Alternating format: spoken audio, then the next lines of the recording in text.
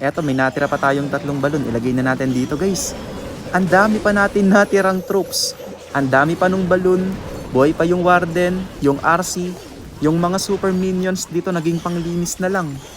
Grabe guys, kinaya nga. So dito guys, kasi simula pa lang ng war namin dito sa Dark Angel. Tapos dito ay para bang naisipan kong umatak sa mas mataas na Town Hall. Kaya dito ay gagawa tayo ng TH13 versus TH14, TH14 versus TH15, at TH15 versus TH16. Kaya tara, wag na nating patagalin. Simulan ka agad natin dito sa TH13. Okay, so eto nga palang babanatan natin, max TH14 siya. Tapos yung ipang babanat natin dito, TH13. Gagamitan natin ng Blizzard lalo. So pakita natin yung plano. Subukan natin kung kakayanin to. So dito na ako maglalapag ng lava to tank. Then ilapag ko yung blimp dito. So kailangan matanggal sa Blizzard yung Town Hall, yung X-Bow, at yung iba pang mga nakapalibot sa Town Hall. So pagkatapos natin mag-Blizzard, hilahin muna natin dito yung bantay. Then papasukin natin dito yung Queen. Okay, so mag-wall break tayo dyan. Papasukin natin dyan yung Queen, pati yung King. So yung King and Queen, sila na yung bahalang pumunta dito sa loob. So pagdating dito ng King, gagamitin ko yung ability ni King para ma-open yung wall, para yung Queen dire-diretso lang dito. So matatanggal pa to ng Queen, tsaka ito. Bali maglalagay nga pala ako dito ng isang skeleton spell para pang distract doon sa mga single IT. So ngayon, yung lava balloons, kung makikita nyo dito nakaharap yung mga air sweeper. Ayan, dalawa yan. So ang gagawin natin, dito na ako magsisimula ng lava balloons, dire-diretso hanggang makarating dito sa kabilang dulo ng base. So ganun. Blizzard lava balloon, TH13 versus max TH14. Subukan natin. So number 43. Okay, tara, banat. Try natin. So unahan muna natin dito ng lava to tank, then blimp. Okay. Tapos Invi. I-rage natin. Invi ulit.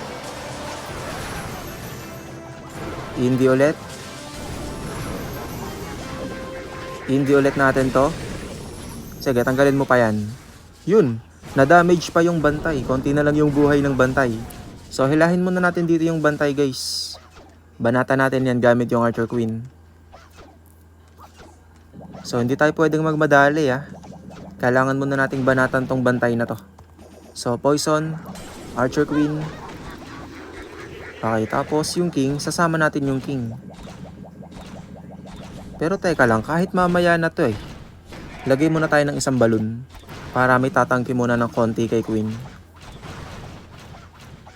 Okay, tapos yung King, pwede ko nang ilagay dito pero siguro uunahin ko yung IG, yung Ice Golem. Okay, so butasan natin dito. Ilagay natin yung Ice Golem, yung BK. Tanggalin ko to Hindi na siguro kailangan na to ng Adhunter. Kayang-kaya na yan ng Archer Queen tsaka ng King. Tapos, lagay nga tayo dito ng balon. Baka may mga traps pa dito So, pagdating ng BK dito sa may cannon, dito sa cannon na to, dito ko gagamitin yung King ability. Para ayan, para ma-open yung wall. Okay, King ability ngayon Ayun, open yung wall. Lagay tayo ng skeleton spell para yung Queen matanggal pa yung mga IT na nandyan. Tapos, wag na nating patagalin. Magsimula na tayo ng balon. Sama na natin yung Warden, mga panglinis kaagad. Yung Archer Queen, tinutukan pala ng IT.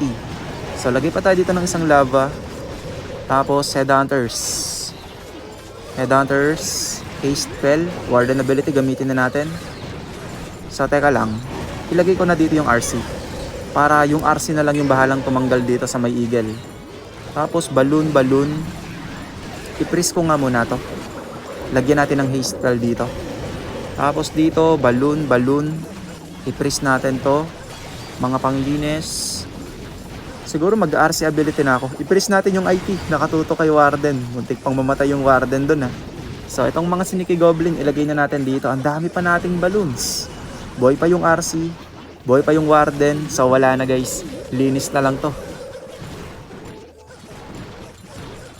Yun guys ang dami pa nating natirang balloon. So yun. Unang banat, nakachamba kaagad tayo dito. TH13 versus Max TH14 using Blizzard Lalo. So eto naman guys yung sunod na babanata natin. So itong base ng kalaban, TH16 siya. Pero yung mga defense niya, pang TH15. Pero ang gagamitin natin dito, TH14 lang. Tapos Queen Charge Labalons yung troops na gagamitin natin. So subukan natin kung kakayanin to. Ganito naman yung plano natin para sa base na to. So dito na tayo magsisimula ng Queen. Tanggalin ko to, para yung Queen dito pupunta. So itong Monolith, hindi to kayang abutin ni Queen. Kaya ang gagawin ko, lagay ko dito yung Flame Flinger. Si Flame Flinger yung babanat sa Monolith. Si Flame Flinger din yung tatanggal sa mga depensa na nandito. Then yung Archer Queen, papalakarin ko lang si Queen dito. Then Wall Break, papasukin ko yung Archer Queen dyan sa loob. Wall Break din tayo dito, papasukin ko naman yung King dyan sa loob. So trabaho ng King, kailangan matanggal pa niya dito yung mga depensa na nandito. So eto yung trabaho ni King, kailangan niyang matanggal lahat yan. So si Queen, pagpasok dito, wall break naman tayo dito. Pag naka-wall break tayo dyan, pasok si Archer Queen doon sa Town Hall. So si Queen, siya na ngayon yung bahalang tumanggal dyan sa lahat ng nandyan. Kasama na yung dalawang scatter shot, yung Envy, yung Town Hall. So ubos lahat kay Queen yan pag nakapasok dyan yung Archer Queen. So dito ko naman ilalagay yung RC kasama si Warden. RC ability plus Warden ability, sila yung uubos dito. Then yung Labalons, gamitin na lang natin dito pang clean up yung Labalons. So ganun. Tara, subukan natin to. So Town Hall 16 base, kompleto yung mga merge defenses, pang TH15 yung defense, pero subukan natin kung kakayanin to ng TH14. So TH14 guys, yung ipangbabanat natin. So number ano ba yun? Number 22. Eto. So let's go. Banat. Try natin kung kakayanin. Okay. So Archer Queen. Healers. Tanggalin ko to. So kailangan ko munang antayin na matanggal ng Queen yung multi-IT bago ako maglapag ng Flame Flinger. I-rage ko na yung Queen dito kasi matatarget na siya dito ng Flame Flinger, ay ng Monolith. Okay, Headhunter. Then Flame Flinger, ilagay na natin. Uy, may small bomb. Nabawasan kagad yung buhay ng Flame Flinger doon. Okay, so yung Flame Flinger, siya na yung bahala dyan sa may Monolith na yan. Pwede ko nang tanggalin tong mga kalat dito. Lagyan na natin ng minions. Uy, may lumabas na Tesla. Okay, Archer Queen. Teka lang, itago ko lang yung Queen. Huwag kang mapo-force. Delikado. So, lagyan nga tayo ng pang-tangke. Wall break. I-rage ko na yung Queen, guys. Hala, yung mga healers natin, binanata ng Monolith. So, wall break tayo dito para kay King. Okay, wall break. Sumakto naman doon. So, makakapasok ngayon yung BK dito. Tapos, wall break para kay Queen, para doon sa gitna. Okay, wall breaker. Boom! Sakto. Last wall break para kay King, para makapasok naman yung King doon sa loob. So, ay wait lang. May tornado trap. So, wait lang ha. I-press ko muna to. I-rage ko yung Queen. Oh! Na-force yung ability ni Queen. I-press natin yung Invis Tower para hindi magtago yung TH. RC, Warden. Okay, natanggal na yung Town Hall. Pwede ko nang pabayaan si Queen dyan. Dito na tayo mag-focus ngayon sa RC. So kung mabubuhay pa si Queen, swerte na lang. Headhunter, RC ability, then Warden ability gamitin na natin. I-rage natin dito sa gitna. Okay. Tapos, siguro i-freeze ko muna to. Then yung Labalons, ilagay na natin dito pang linis. Balloon, palibutan na natin ng balloon. Ayan, yung haste spell, ilagay na natin dito pang pabilis. So yung Flame Flinger, palabasin na natin yung laman yan. So yung mga minions, ilagay na natin sa likod. Ayan, yung mga archers, yung wizard, yung sneaky goblin. Eto, may natira pa tayong 3 balon. Ilagay na natin dito guys. Ang dami pa natin natirang troops. Ang dami pa nung balon. Buhay pa yung warden, yung RC, yung mga super minions dito naging panglinis na lang. Grabe guys, kinaya nga. So ang ginamit nating pangbanat dito ay TH14. Yung base ng kalaban ay TH16 na pang TH15 yung defense. Grabe, lakas talaga ng Queen Charge Lalo. So yun, pangalawang banat guys, nakachamba na naman tayo dito. So eto nga pala guys yung base na sunod kong binanatan. Napakaganda sana ng plano ko dito eh. Ang bala ko sana dito, patamain yung fireball dito sa Invis Tower na to para tanggal lahat yung nakapalibot dyan. Kaso nga lang guys, nagkamali ako. Nalapag ko ng maaga yung earthquake spell, kaya anong nangyari? Nag-activate ng maaga yung town hall at doon tumama yung fireball sa town hall. So dahil pumalpak yung plano, kaya sa bandang huli ay eto, hindi ko nga na 3 star yung base, 91% lang. Bale yan na nga sana yung last attack na gagawin ko, kaso nga lang, sabi ko palpak yung isang attack eh. Kaya siguro kailangan ko pang bumanat ng isa. Kaya dito, ay babanat ulit ako sa Town Hall 16. Tapos ganun ulit yung gagawin ko. Okay, so ang gagawin natin dito, lagay tayo ng Yeti para dyan. Yeti para dito. Yeti para dito. Yeti para dito.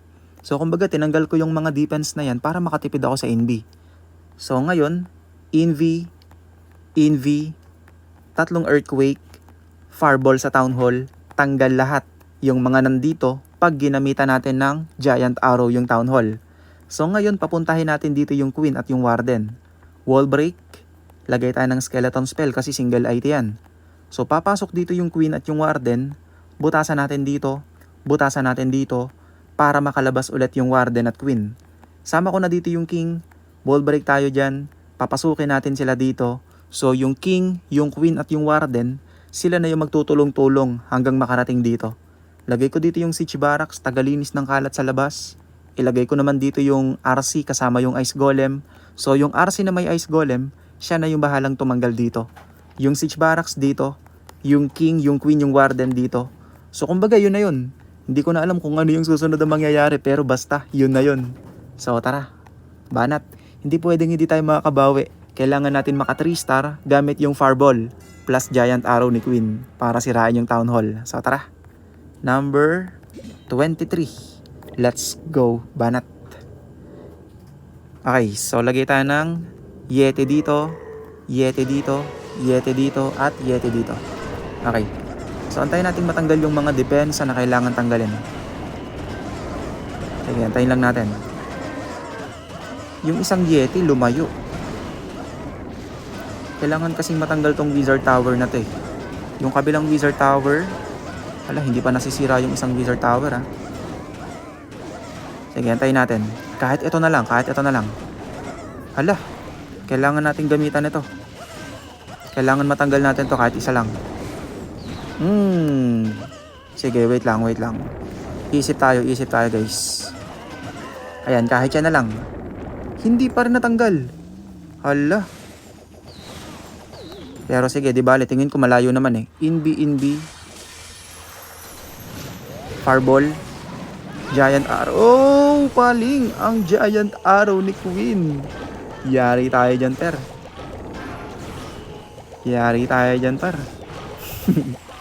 Wall breaker tayo dito. Laging paling yung Giant Arrow ni Queen. Pero may naiisip na akong plano.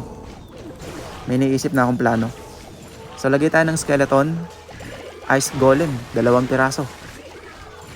So yung RC, dahil konti na lang yung buhay ng Town Hall, si RC, dyan ko na lang dadalahin mamaya. So hindi naman masasabugan si RC. Ay wait, may Skeleton ako. I-rage, tago natin yung mga ganito. Kaya ba? I-press nga natin. Kaya ba? Skeleton? Wala, hindi ata kakayanin. So wall break tayo dito. Hindi rin na kaya. So lagyan natin yung King. Dito yung Siege Barracks. Okay. So ipanguhuli ko na lang pala yung Town Hall. So lagay ko na dito yung Ice Golem.